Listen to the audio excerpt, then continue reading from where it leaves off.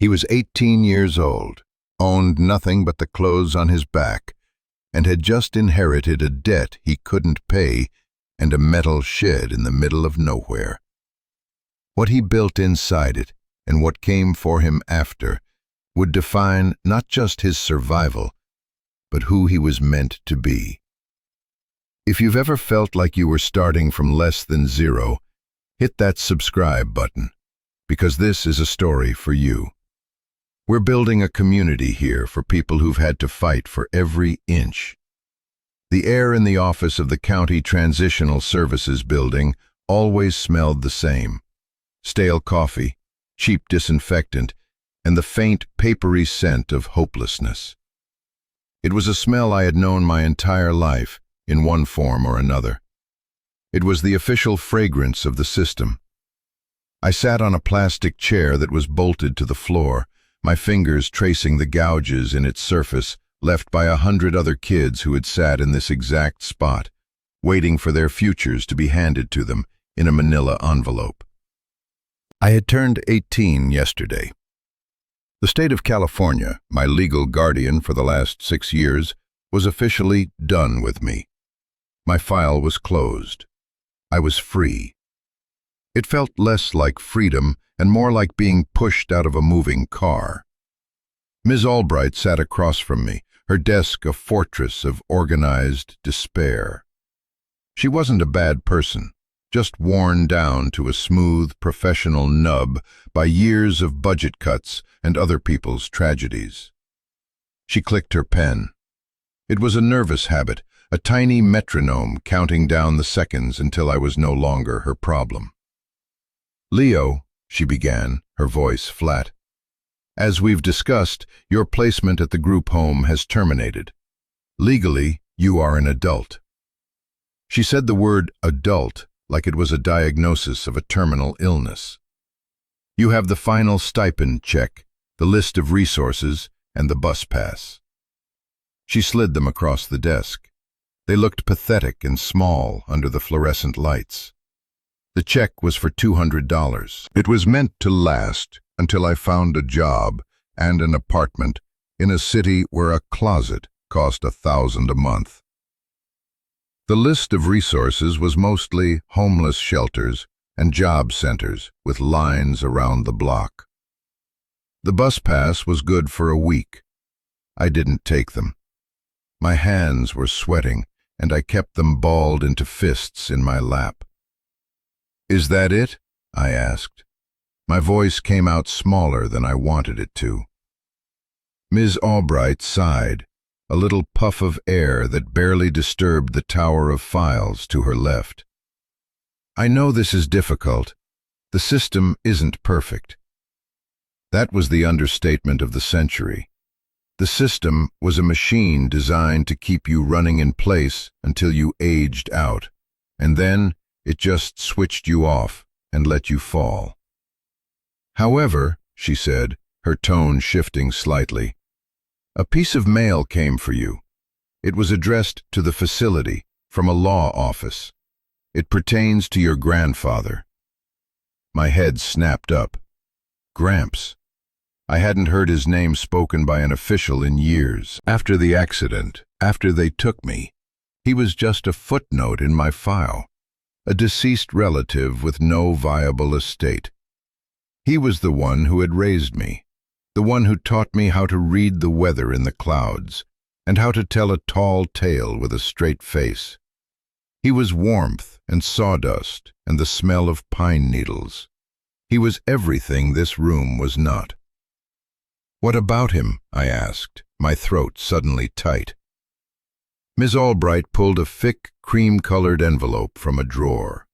It felt heavy in her hand. "It seems your grandfather, Arthur Vance, didn't pass away entirely. Insolvent.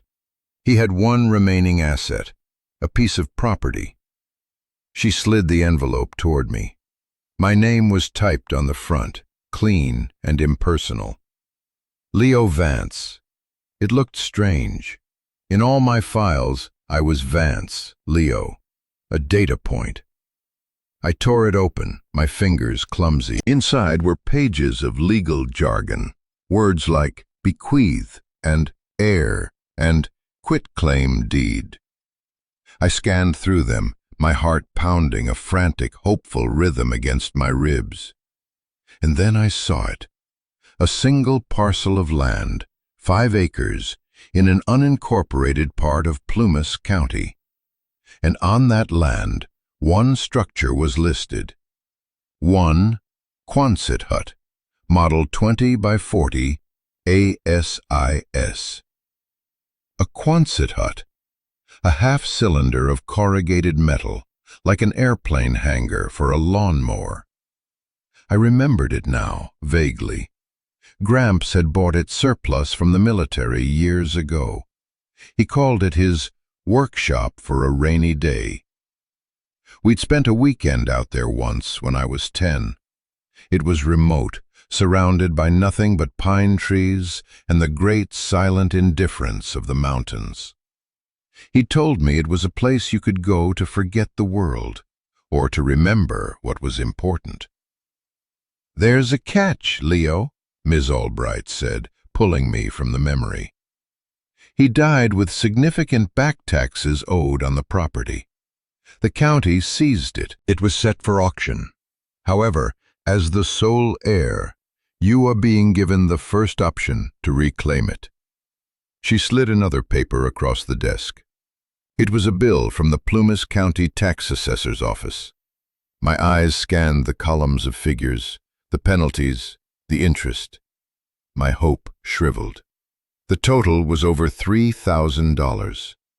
I looked at the $200 stipend check. It was a joke, a cruel, cosmic joke. "I can't pay this," I said, the words tasting like ash. "This is useless."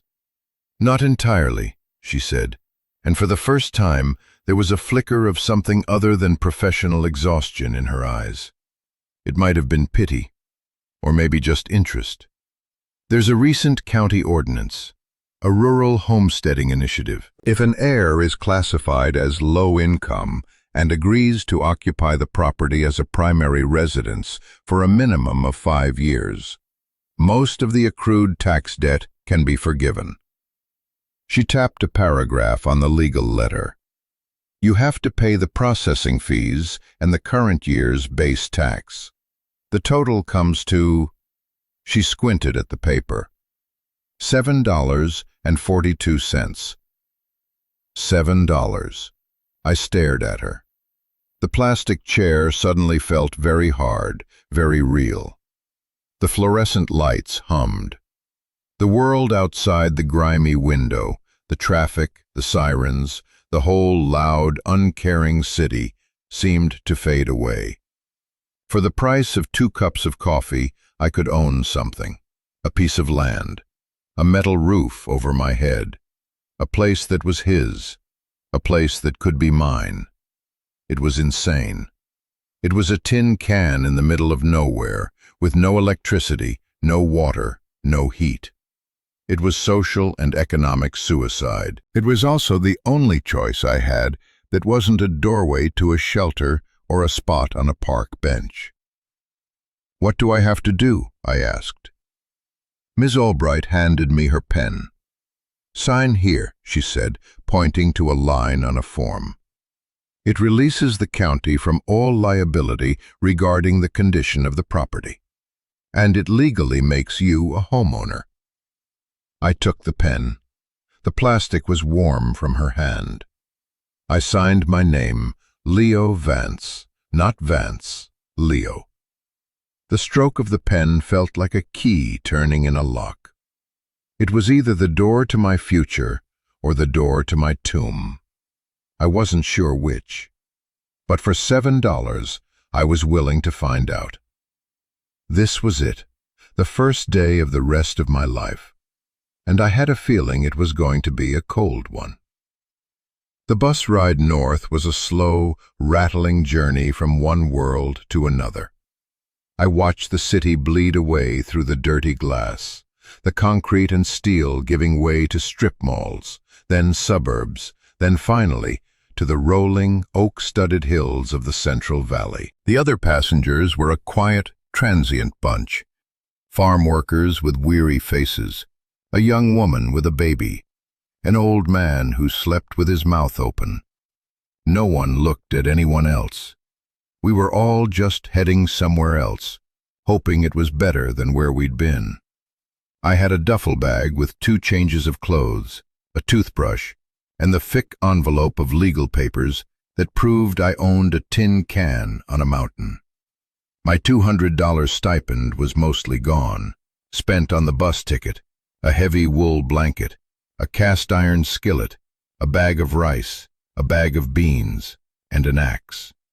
It felt like a pathetic collection of supplies for a man starting a new life, but it was all I had. As the bus climbed higher into the Sierra Nevada foothills, the landscape changed again. The oaks were replaced by tall, solemn pines. The air grew thin and sharp. Patches of old, dirty snow lingered in the shadows, stubborn remnants of a winter that was reluctant to leave. Gramps used to say the mountains had their own time. They didn't care about your schedules or your plans. You adapted to them, or they broke you. The bus wheezed to a stop at a crossroads. There was no station, just a dusty pull-off with a faded sign that read, Grizzly Flats, population 112. The driver grunted, "This is you, kid." I grabbed my bag and stepped out. The bus pulled away with a hiss of air brakes, leaving me in a profound and sudden silence, broken only by the whisper of the wind in the pines. The air was so cold it felt like a physical slap. It smelled of damp earth and pine resin. It was the cleanest smell I had ever known. The directions from the county clerk were simple.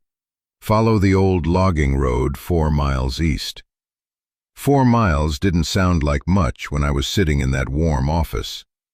Out here, with a heavy bag digging into my shoulder and the sun already starting to dip behind the jagged peaks, it felt like a journey to the end of the earth. The road was more of a suggestion than a path.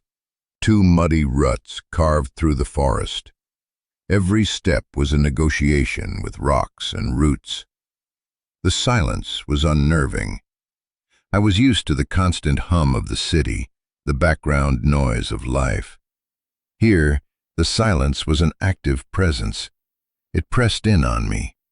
I could hear the crunch of my own boots, the thumping of my own heart. I was completely, utterly alone. I thought about turning back. I could hitchhike back to the city, take my chances at a shelter. It would be easier, softer. But the image of Ms. Albright's worn-out face, of that plastic chair, of the endless gray sameness of the system, pushed me forward. That wasn't a life. It was a waiting room. This, whatever this was, felt like it might be something more. After what felt like an eternity, I saw it. Through a break in the trees, a curve of metal glinted in the fading light. The Quonset hut. It was nestled in a small clearing, looking like a giant, half-buried silver beetle. It was smaller than I remembered, and far more dilapidated. Rust bloomed in angry orange patches along the seams. The forest was trying to reclaim it, with young pines pressing in on the sides, and a carpet of brown needles blanketing the ground around it. A heavy padlock, green with age, secured the double doors. The key had been in the envelope from the lawyers. It was old and iron, and felt heavy with significance in my hand. It took some jiggling, some cursing, and putting my entire weight into it, but finally, the lock groaned open with a sound like a dying animal. I pulled the heavy metal doors apart. They scraped against the concrete slab, the sound echoing in the twilight stillness, and I stepped inside. The cold was the first thing that hit me. It wasn't the sharp, clean cold of the outside air. This was a deep, damp, tomb-like cold that had settled into the very bones of the place. It smelled of dust, mildew, and the faint, ghostly scent of old engine oil. The last rays of sunlight streamed through the filthy plexiglass windows set high in the curved walls. illuminating a cavernous, empty space. Dust motes danced in the light like tiny spirits. The floor was bare concrete, cracked and stained. The corrugated walls sweated with condensation. It was bleak. It was a shell. It was a promise of pneumonia. I felt a wave of despair so powerful it almost knocked me off my feet. I had traded a cot in a warm room for this. I had paid $7 to die of exposure. I dropped my duffel bag with a thud. The sound was swallowed by the emptiness. This was a mistake, a catastrophic, life-altering mistake. I was about to turn and walk away, to just leave the doors open and let the forest have it, when my eyes caught something in the far corner. Tucked away in the deepest shadows was a large wooden crate. It was military grade, with thick planks and rope handles. Painted on the side in faded white stencil were the words, Vance, A., property of Gramps. He had left it here. My heart started beating again, a slow, heavy thrum. I walked over to it, my boots echoing on the concrete. The lid wasn't nailed down. I lifted it. It was heavy. Inside, packed carefully in straw, were his things. There was a set of old, well-oiled tools, a hammer, a saw, chisels, a level. There was a stack of wool blankets, smelling faintly of mothballs, but thick and heavy. There was a small cast-iron camp stove and a box of waterproof matches. And underneath it all, there was a book. It was a thick, leather-bound journal, its pages filled with my grandfather's familiar, spidery handwriting. Tucked inside the front cover was a folded, hand-drawn schematic. At the top of the page he had written, "The Heart of the Home, a Russian black stove." I pulled out the drawing and unfolded it. It was a detailed plan for building a large masonry stove, the kind I'd only seen in pictures of old European farmhouses. It was a massive, heat-retaining structure made of stone and clay. There were notes scrawled all over it in his handwriting. "Use river stones, they hold the heat best. Clay and sand from the creek bed for mortar. The chimney is the tricky part. Get the flue right or you'll smoke yourself out." It was a blueprint for survival. He hadn't just left me a cold metal shell. He had left me instructions. He had left me a chance. I sat down on the edge of the crate, the schematic spread across my knees. The last of the light faded outside, plunging the hut into a profound darkness. The cold was seeping into my bones, but for the first time since I'd stepped off that bus, I felt a tiny, flickering ember of something that wasn't fear. It might have been hope. He had known. Somehow, he had known I would end up here. And he had left me a way to make it a home. The work would be hard, harder than anything I had ever done. But as I sat there in the dark, clutching his plans, I knew I had to try. This wasn't just about a stove anymore. It was about building a life out of the rubble he'd left behind. The next morning, I woke to a world rimed in frost. My breath plumed in the air inside the hut, and the wool blanket I'd wrapped myself in felt thin and inadequate against the biting cold. The first order of business was to read the journal. I sat with my back against the crate, the schematic for the stove laid out beside me, and opened the book. The first entry was dated 10 years ago, not long after he'd bought the Quonset. "Brought the boy out here today," it began. "He has a good spirit, but the city is a bad place for a spirit like his. It puts cages around things that need to be wild. This place, this is an escape hatch, a place to breathe." I felt a lump form in my throat. I remembered that weekend. I remembered him teaching me how to skip stones on the creek, telling me the names of the trees. He wasn't just playing with me. He was teaching me. The journal was a mix of things. It was a record of his thoughts, his memories of my grandmother, his frustrations with the world. But mostly, it was a manual. He had filled pages with sketches of edible plants, instructions for setting snares, notes on weather patterns, and detailed, step-by-step guides for everything from digging a well to reinforcing the Quonset against heavy snow. It was a survival guide written specifically for this piece of land, for me. He had been preparing this place for years, not for himself, but for a future he foresaw where I might need it. The anger I'd held on to for years, the feeling of being abandoned by him when he died, left to the mercy of the system, began to dissolve, replaced by a profound, aching sense of gratitude. He hadn't left me. He had left me a legacy, not of money, but of knowledge, of resilience. The last section of the journal was dedicated entirely to the stove. He called it the chernaya pech, the Russian term, a black stove. He explained how it worked. Unlike a fireplace, which loses most of its heat up the chimney, a black stove was designed to be fired intensely for a short period.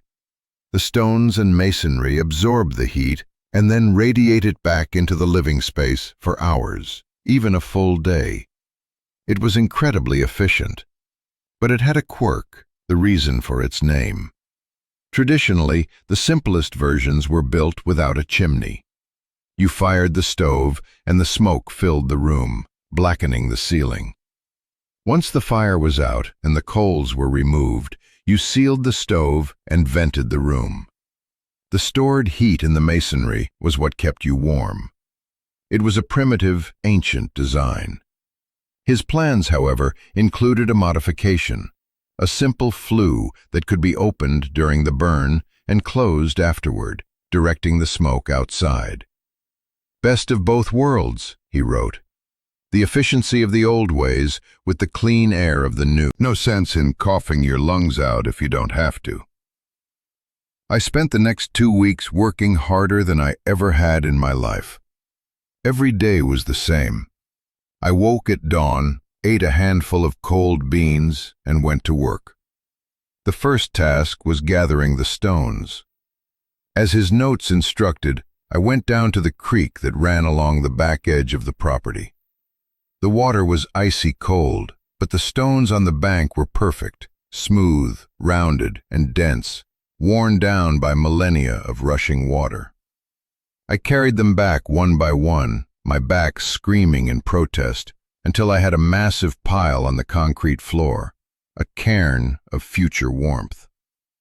Next was the mortar. I followed his instructions, digging clay from the creek bank and mixing it with sand and water in a wheelbarrow I found rusting behind the hut. It was messy, grueling work. My hands, soft from years of institutional life, were quickly rubbed raw, covered in blisters that broke and bled and eventually hardened into calluses. I laid the foundation for the stove in the center of the hut, a wide, solid base of the largest stones. Then, slowly, painstakingly, I began to build upwards. I was no mason, but I followed his drawings with a devotion that felt religious. Each stone had to fit just right, nestled into a bed of wet clay mortar. I built the firebox, a cavernous opening at the bottom. I built the winding internal channels that would force the hot gases to snake through the masonry, giving up their heat before they escaped. It was like solving a complex, three-dimensional puzzle. I made mistakes. A section of wall collapsed one afternoon, and I had to rebuild it, my frustration a hot, bitter taste in my mouth. But I didn't stop. Every stone I placed felt like a tribute to him. Every smear of mortar was a connection to the man who had believed in me enough to leave me this impossible, beautiful task. I talked to him as I worked, whispering in the empty hut. "Did I get this right, Gramps? Is this what you meant?" The only answer was the echo of my own voice off the curved metal walls. While I worked, I watched the sky. The days were growing shorter, the air colder. The clouds that gathered over the peaks in the afternoons were a bruised, heavy gray. The wind had a new edge to it, a low, mournful howl that promised winter. The locals I'd met on my one trip to the tiny general store in Grizzly Flats, a grizzled old man named Hank, who ran the place, had warned me. "Storm's coming," he'd said, squinting at the sky.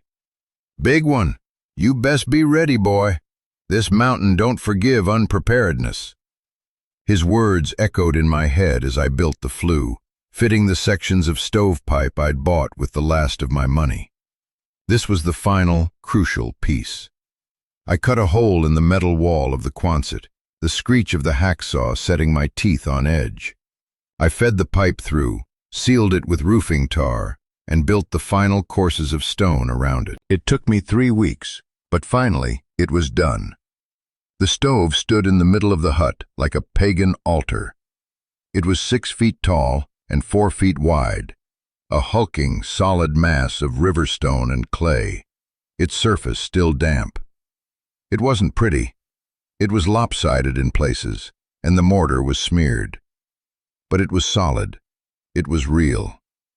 I had built it with my own 2 hands. That night, for the first time, I felt a sense of pride so fierce it almost hurt. I had done it. I had followed his map. As I was cleaning up my tools, I noticed the first snowflake drift past the open door. Then another, and another. I stepped outside. The air was still and incredibly cold.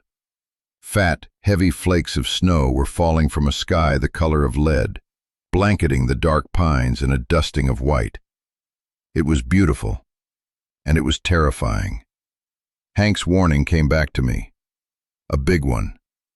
I looked at the stove, my stove. It wasn't just a heater anymore. It was my only hope. The blizzard was coming, and my trial by fire was about to begin. I knew I needed to do the first firing, the curing burn, before the storm hit full force. Gramps' journal was specific about this. The first fire had to be small, to slowly dry out the clay mortar. A fire that was too big, too fast, would crack the stones and ruin the entire structure. My heart hammered against my ribs. I had one shot at this.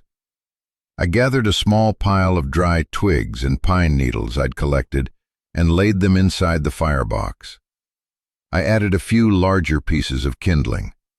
My hands were shaking as I struck one of the precious waterproof matches. The flame flared to life, a tiny defiant spark in the growing gloom.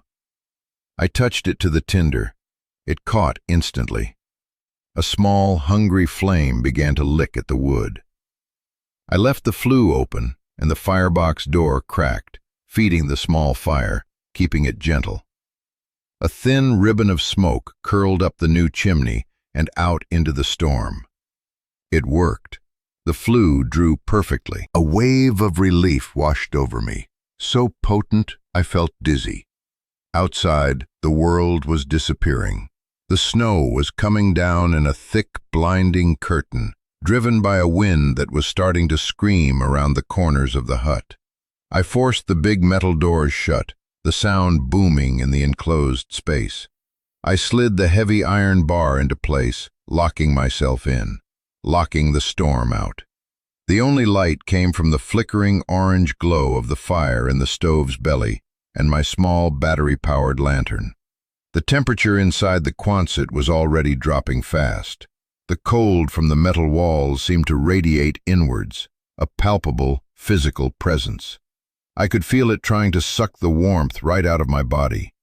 The little fire in the stove felt pitifully small against the vastness of the cold.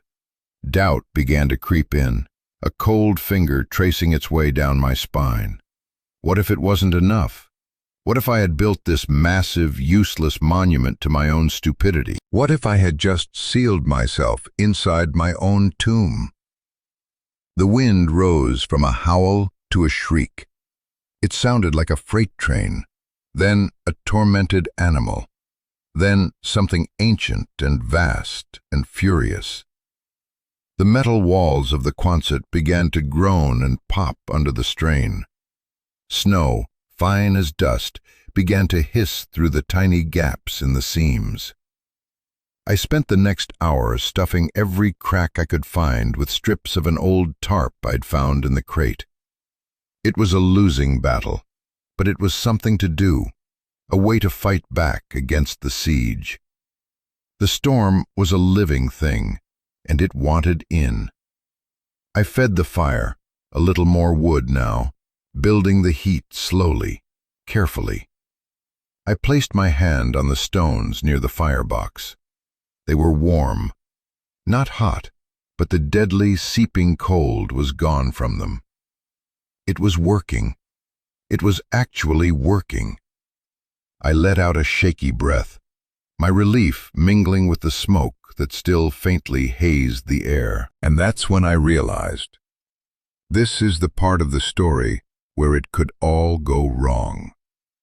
And maybe for you, you've been there. You've worked so hard, you've built something, you've followed the map, and then the storm comes, and you're not sure if what you've built is strong enough. If you've ever felt that, I want you to know you're not alone. The people who watch these stories, we get it. So if you feel like it, hit that like button. Not for me, but for everyone else out there who is sitting in their own Quonset hut, waiting for their own storm to pass, to let them know we're in this together. Now, back to the storm. The hours blurred together into a long, terrifying night. The roar of the wind was constant, a physical pressure on my eardrums. Every so often, a larger gust would hit the hut like a giant's fist, and the entire structure would shudder, rattling my bones. I imagined the snow piling up outside, burying me, erasing me from the world.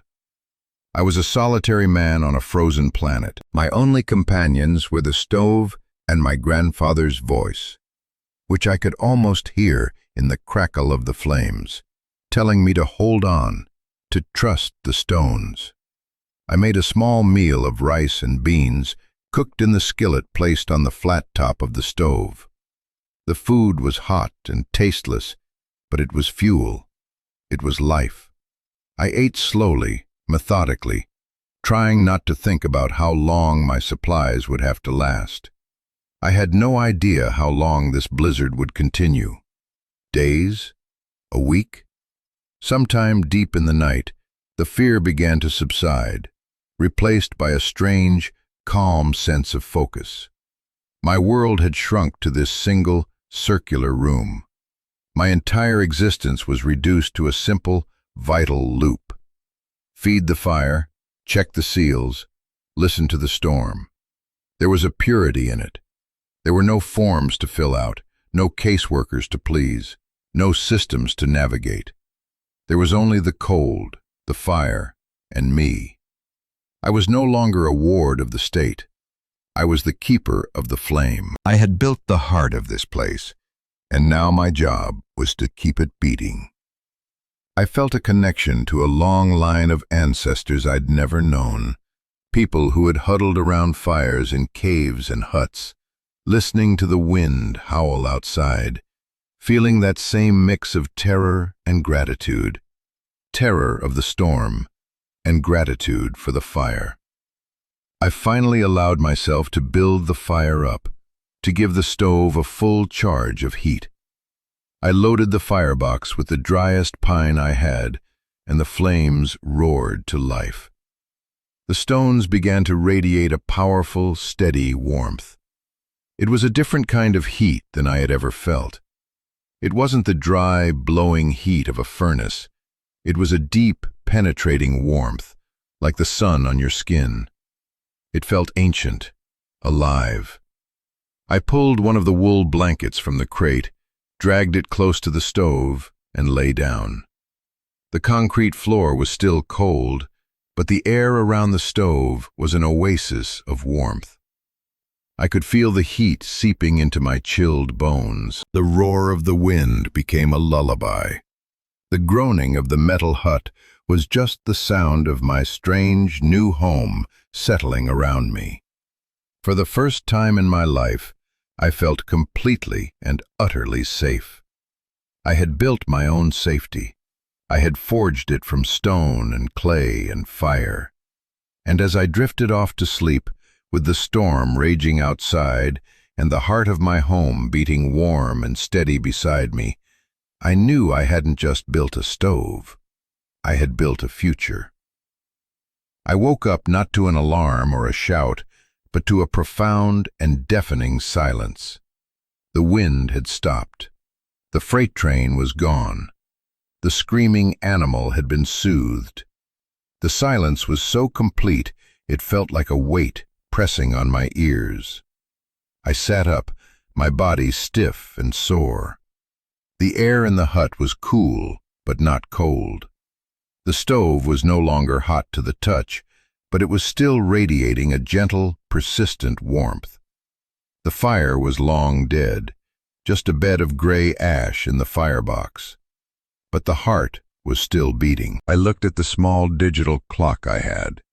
I had slept for 12 hours straight. I scrambled to my feet and went to the doors. The iron bar was frosted over. I lifted it, my muscles protesting, and pushed. The door didn't budge. I pushed harder, putting my shoulder into it. It moved a fraction of an inch with a grinding scrape, and then stopped. A wall of white was visible in the crack. I was snowed in, buried. A jolt of panic, cold and sharp, shot through me. The feeling of safety from the night before evaporated. I was trapped. What if no one came? What if the snow was 20 feet deep? I was in a metal can buried under a mountain of white. I took a deep breath, the air sharp and cold. Panicking wouldn't help. Gramps' voice in my head, from the journal. Fear is a bad navigator. Use your head, not your gut. I looked around the hut. I had food for a week, maybe 2 if I was careful. I had the stove for warmth. I had water for melting snow in the skillet. I wasn't going to die today. I just had to be patient. I spent the day in a state of surreal calm. I fired the stove again, a smaller fire this time, just enough to recharge the stones. I organized my meager supplies. I read more of my grandfather's journal. He wrote about being snowed in here himself once, for 9 days. The world disappears, he wrote, and you are left with only yourself. It is a good test. You find out what you're made of. I found out I was made of tougher stuff than I thought. The days passed in a slow, quiet rhythm. I fell into a routine that felt timeless. Wake up, melt snow for water, eat a small portion of rice and beans, fire the stove, read, reinforce the seals against drafts, sleep. My sense of time began to warp. The world outside was a blank white canvas. The world inside was the warm stone of the stove, the smell of wood smoke, the rustle of pages in the journal. I was a monk in a corrugated steel monastery. I wasn't lonely. The silence was a companion. My grandfather's words were a conversation. I felt more connected to him here, in this place he had prepared for me, than I ever had when he was alive. I wasn't just his grandson. I was his student, his apprentice. I was finishing the job he had started. On the 5th day, I heard a sound. It was a low, distant rumble, so faint at first I thought I was imagining it. But it grew steadily louder. A deep, mechanical groan. I pressed my ear against the cold metal of the door.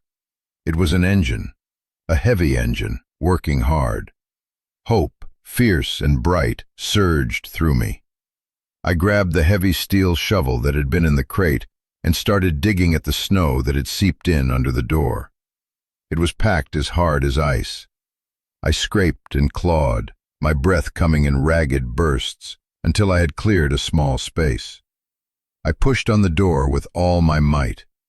It scraped open a few more inches. A sliver of blindingly bright blue sky was visible at the top, and then I saw it. The huge yellow blade of a snowplow pushing a mountain of snow off the logging road. The plow driver, a big man with a thick beard and a thermos of coffee steaming on his dash, saw the movement at the hut. He stopped the machine and climbed down, his boots sinking deep into the snow. He walked over, his face a mixture of surprise and concern. "Well, I'll be damned," he said, his voice a gravelly rumble. "Didn't think anyone was living out here. You all right, kid?" "I'm okay," I said, my voice hoarse from disuse. "Just snowed in." "Snowed in is an understatement," he chuckled. "We got almost 8 feet in 5 days. Biggest storm in a decade. Lucky I decided to clear this old road. County pays me extra for the logging access routes." He looked past me, into the hut, and his eyes fell on the stove. He whistled, a low note of appreciation. "A Russian stove. Haven't seen one of those in years. You build that?" "Yeah," I said, a fresh wave of pride washing over me. "My grandfather's plans." "Arthur Vance's grandson, then," the man said, nodding. "I knew him. Good man. Stubborn as a mule, but a good man. Name's George." He stuck out a gloved hand. I shook it. His grip was like iron. "Leo," I said. "Well, Leo," George said. "Looks like you inherited the stubborn gene. Most folks would have froze to death in this tin can. That stove probably saved your life." He was right. It had. I had. George helped me clear the rest of the snow from the doors. When they were finally open, I stepped outside for the first time in nearly a week. The world was breathtaking. It was completely transformed, buried under a thick, pristine blanket of white. The snow was sculpted by the wind into fantastic drifts and curves. The sky was a piercing, brilliant blue, and the sun on the snow was so bright it made me squint. The air was frigid but clean, so clean it felt like it was scouring my lungs. It was the most beautiful thing I had ever seen. The forest was silent, muffled by the snow. My little Quonset hut, my metal shell, sat in the middle of it all, a thin plume of smoke curling from its new chimney, a sign of life in the frozen wilderness. George gave me a ride into town. Grizzly Flats looked like a Christmas card, with snow piled high on the roofs of the few buildings. The power was still out. Hank, the store owner, was running the place by lantern light. When he saw me walk in with George, his weathered face broke into a grin. "Well, look what the plow dragged in," he said. "We were about to send a search party for you, boy. Heard you'd moved into your granddad's old workshop." Word had apparently gotten around. The small community, which had seemed so quiet and indifferent, had been aware of me. They had been worried. A woman I didn't know handed me a thermos of hot coffee. Hank refused to let me pay for the groceries I bought. "Call it a welcome to the neighborhood gift," he said. "Anyone who can survive the Widowmaker storm in that old hut deserves a little credit." I didn't know what to say. I had never been part of a neighborhood. I had never had people worry about me, other than caseworkers who were paid to. It was a strange, warm feeling, almost as warm as the stove. I walked the 4 miles back to the hut, my new supplies in a pack on my back. The world felt new. I felt new. The path had been cleared by the plow, but I was walking on my own 2 feet. When I got back, the hut looked different. It wasn't a shelter. It wasn't a refuge. It was home. In the weeks that followed, I settled into a new life. The snow began to melt, and the mountains slowly shed their white coat. I learned the rhythms of the land. I spent my days chopping wood, reinforcing the hut, exploring the forest. I learned the peace that comes from hard physical labor and the satisfaction of providing for yourself. I was living on almost no money, but I had never felt richer. I had a roof over my head, a fire to keep me warm, and a future that was my own. I had taken the worst hand a kid could be dealt. No family, no money, no home. And I had built something out of it. I had taken a $7 tin can and turned it into a life. It wasn't easy. There were days of crushing loneliness, days when the sheer scale of the wilderness felt overwhelming. There were days I missed the noise of the city, the anonymity, the easy access to a hot shower. But whenever the doubt crept in, I would just put my hand on the stove. The stones were always there, solid and real. They were a reminder of what I had done, of the strength I had found in myself. They were a monument not to my grandfather, but to the legacy he had passed on to me. The knowledge that you can build warmth in the coldest of places. That home isn't a place you are given, but a place you create. You have to build it yourself, stone by stone. And that's the real lesson here, isn't it? For anyone watching this, for anyone who has ever felt like they were left with nothing, stuck in a place that felt cold and empty. You have the tools. You might not see them.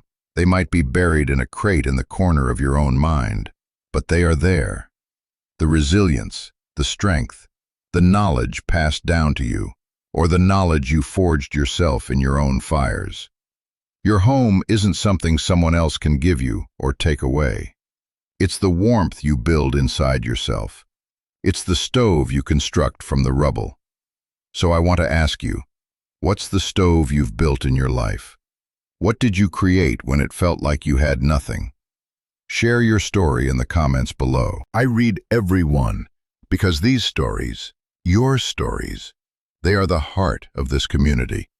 They are the fire that keeps us all warm. Thank you for being here, and if this meant something to you, consider subscribing. We're all just trying to find our way home, and sometimes we have to build it ourselves.